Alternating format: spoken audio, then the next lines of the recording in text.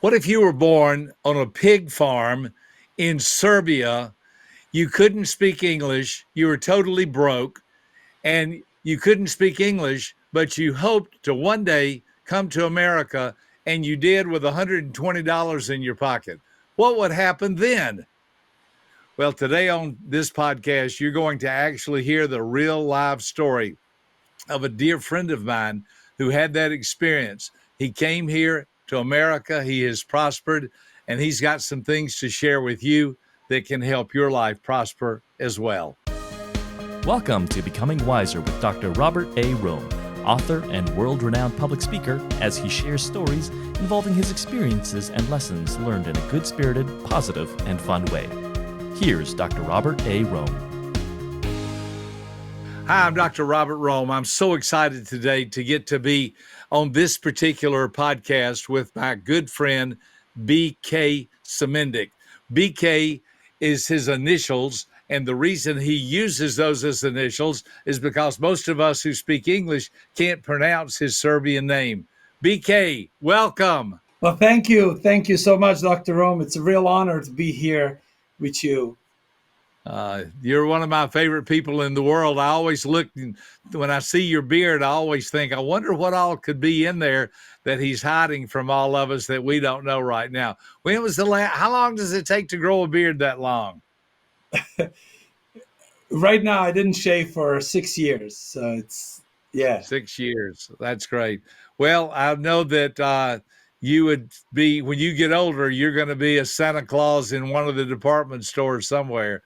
So I know they're going to love you. So tell us a little bit about how you were initially, even the thought crossing your mind. I mean, you had a lot of strikes against you, and something must have triggered, something must have happened for you to say the two magic words, what if? So what happened for you to have a what if moment? Well, that was a long time ago now. You know, in 2000, so in 2000 was 24 years ago. I was studying university in mechanical engineering in Belgrade, capital of Serbia. And a friend of mine said, man, it would be really cool if we go to United States. And we saw the sign in the hall of our university, which says work and travel in United States. And I thought to myself, man, I don't even speak English. And so for the next 6 months or so, I did everything and anything just to learn the basics. And in May of 2001, I arrived for the first time just to work as a lifeguard in Pennsylvania, some resort in Poconos. And when I was on the plane, they came with the meal, and they asked me would I like chicken or fish? And I didn't understand. So I said, yes. Funny enough, they gave me both because I was 300 pounds and I still am. So maybe that wasn't, but yeah, that's how it started. And I came back after that two more times in 2002 and in 2004. And I said, that's it. I made my money. I got married, got a kid. We bought a house in Serbia. And then as having graduated and got my master's in mechanical engineering, I got my first job with the $300 a month as a mechanical engineer. I had enough to fill up a gas so that I can go to work, pay for the food. And after the 15th of the month, that was it. Like we were surviving. And at one point, the guy that I used to work as a lifeguard, I heard that he quit his job as a operations director in that pool company, and that he started a painting and cleaning company in Maryland.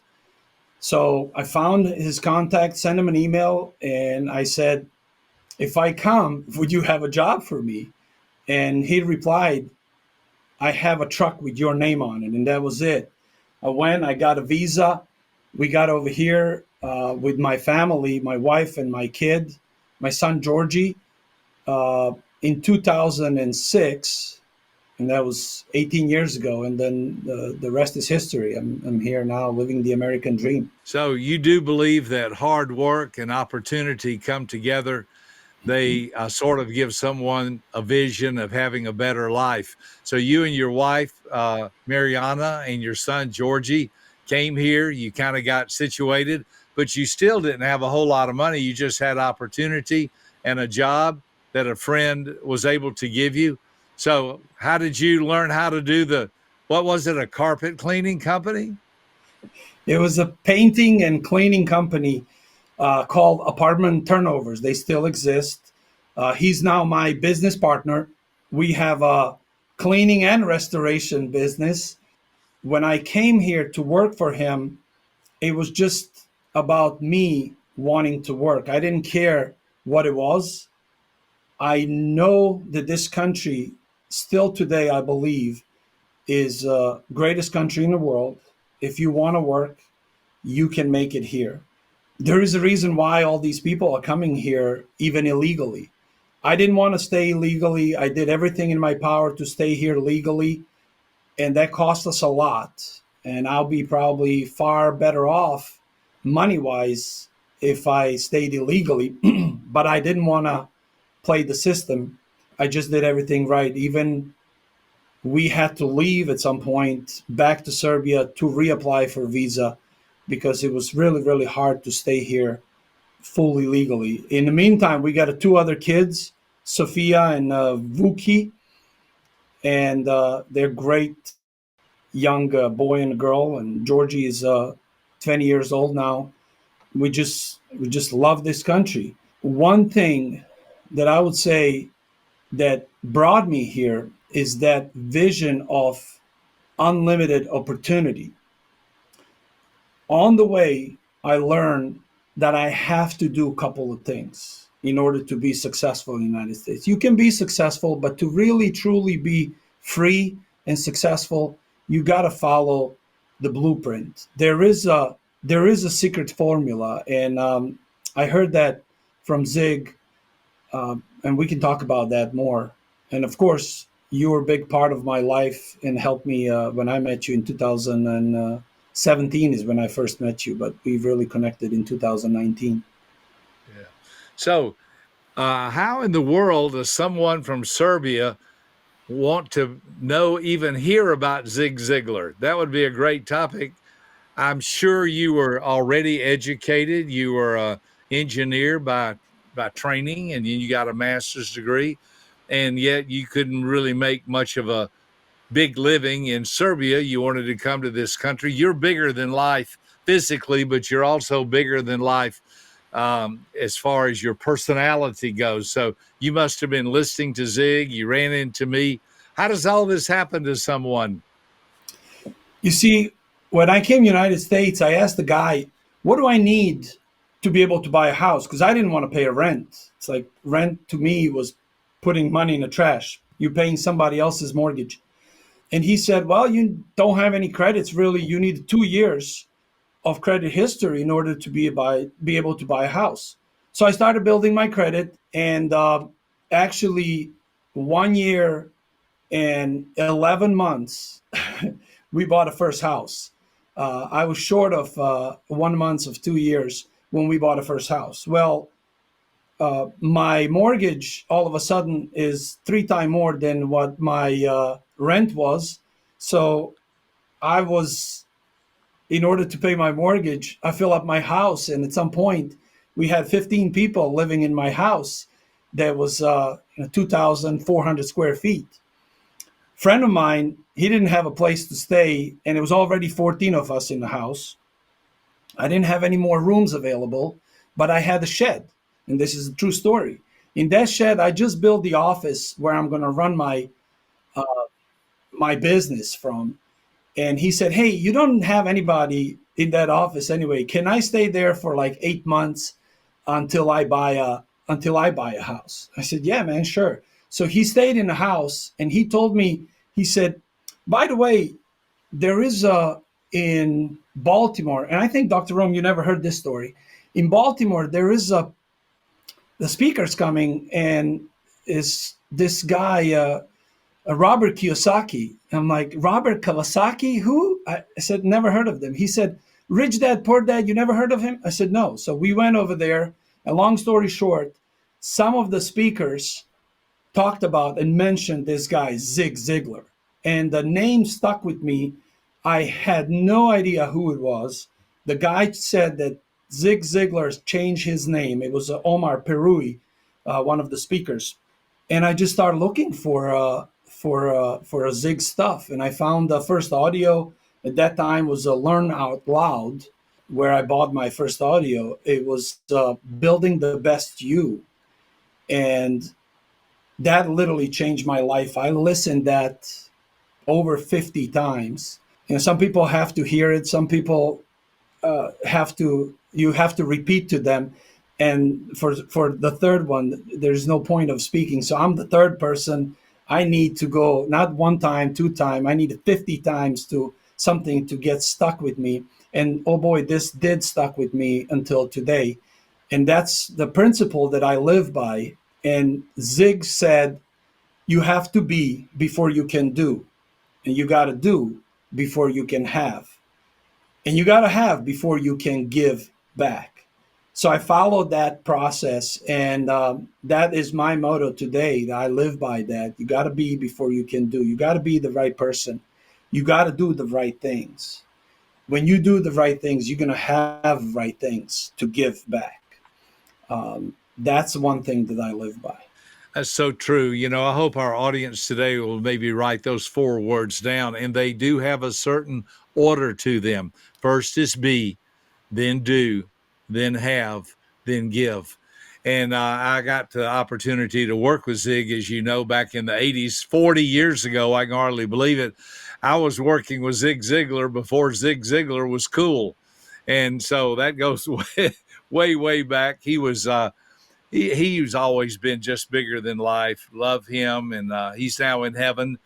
And his sweet wife, Jean, he called the redhead. She's there too with him. They're united again. But he was a great, great, great influence in my life. And we got to share the stage together, travel together, work together. And people tell me sometimes, they say, you remind me of Zig. I can honestly say I never tried to imitate Zig, but just being around him hopefully rubbed off on me a little bit, enough to at least have some of his great characteristics. So, BK, let me ask you this now. This is very important for all of our listeners. So there's somebody out there today who's thinking, well, my life's not going very well, and I don't know what I want to do later, and I don't have any money, and I'm not sure I'm going to ever get married, and I don't have a job, and it rained cats and dogs, and I got one with rabies, and it rained soup, and all I had was a fork. And in other words, life for them is not very good. You started out on a pig farm, cleaning pig farms that y'all didn't even own. And now you're happily married with 3 kids. You've got real estate, you've got money, you've got a business. What would you say to that young person today who's about ready to give up, thinking my life really does stink? What would you say? Well, the first thing I will say, what Zig said, you don't have to be great to start, but you got to start in order to be great. The second thing is get in with God and put God first. You see, we can go successfully through our life straight to hell if we don't have a savior. So those are 2 things that I learned from Zig and from you. You don't have to be great to start, and put God first. Wow, those are 2 great things. I love the fact that you got started. Charlie Jones was another one of my heroes, and Charlie used to say, hardest part of a whole airplane trip is getting that thing off the ground. So you got started, and then, of course, our faith. We mentioned this. We don't wear our faith on our sleeve. We don't try to knock people down with it. I didn't try to knock you down with it. I just wanted you to know that the things that happened in my life, I believe with all my heart, have happened because of my attitude that I believe there's a God. I know for sure it's not me. And I've asked him many times, please work in my life. Help me to become the person you want me to be. And I've seen you do that too. I've seen you have that same kind of attitude. So tell me about a little bit about your business. We'll start to wrap this up. What are you doing these days as far as your business and your future? What does that look like for us to follow you? You see, this is a fast forward 18 years. Today, I have a business and a business partner who was my boss at that time when I came in United States first. We have a great business. Our business is doing about 12 million in revenue. We have 51 employee, and we working in Maryland, Virginia, and DC area, cleaning, restoration, and renovation rental properties. The God for me did the great things in since I accepted God. He accepted me from the beginning. He created me, and he was so patiently waiting for me to show me what my life can be when I accepted him. I we can talk about everything, goal settings and doing stuff. If you don't have God in your life, it's not going to be the greatest. If you want to really something that is the best that it can be for you, then you better get in line with your creator and he'll show you the way.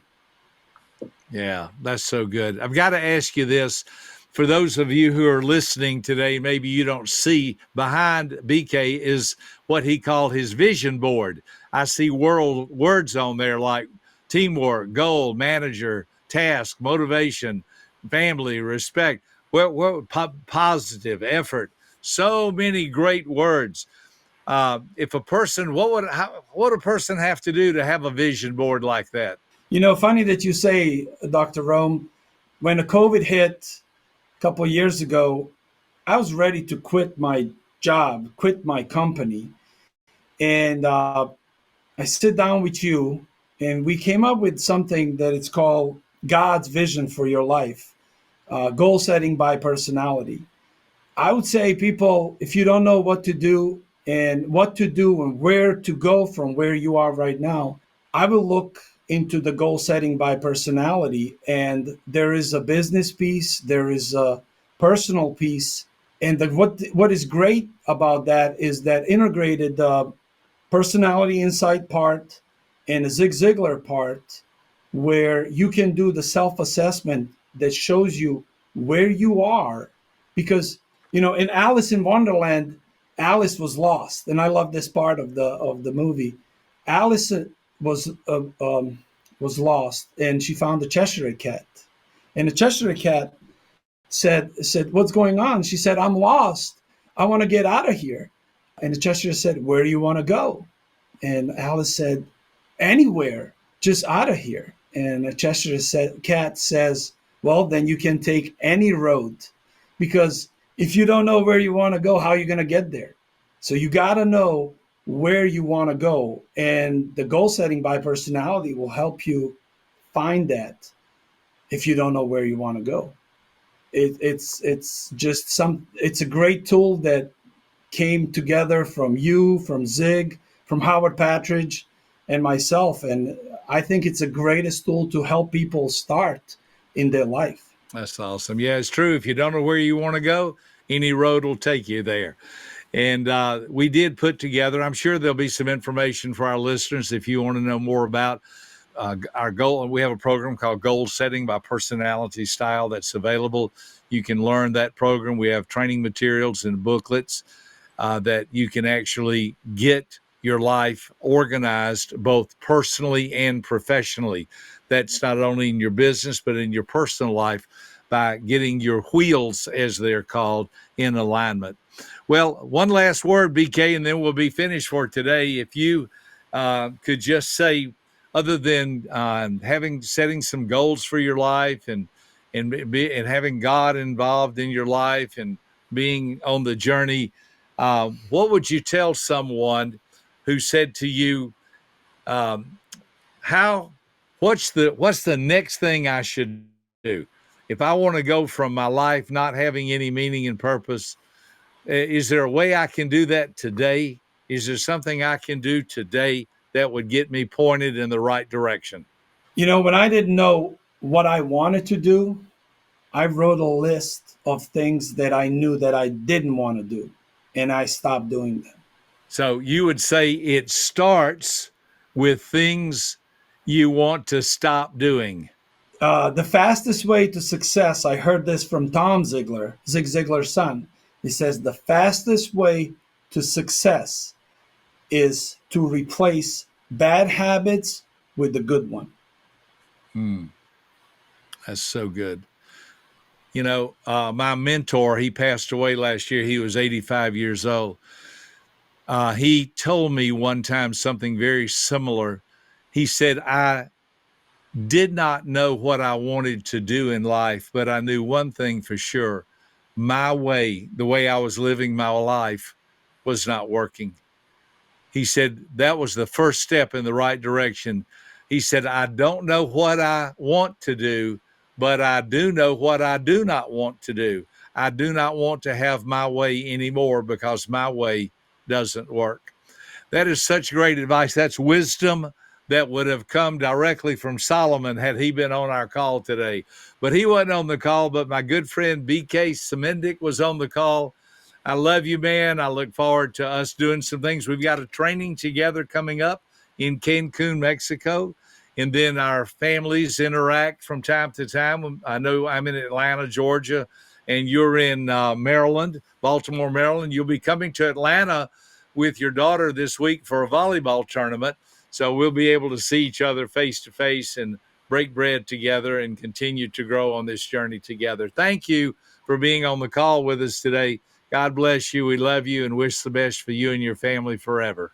Thank you, Dr. Rohm, and thanks everybody for your time. Appreciate you, and God bless you all. Thank you. I'm Dr. Robert Rohm. This has been a podcast brought to you by Becoming Wiser. All of life is about becoming wiser, one day at a time, one decision at a time. Thank you so much. God bless you. Bye-bye. For more information about this podcast, please visit www.becomingwiserpodcast.com.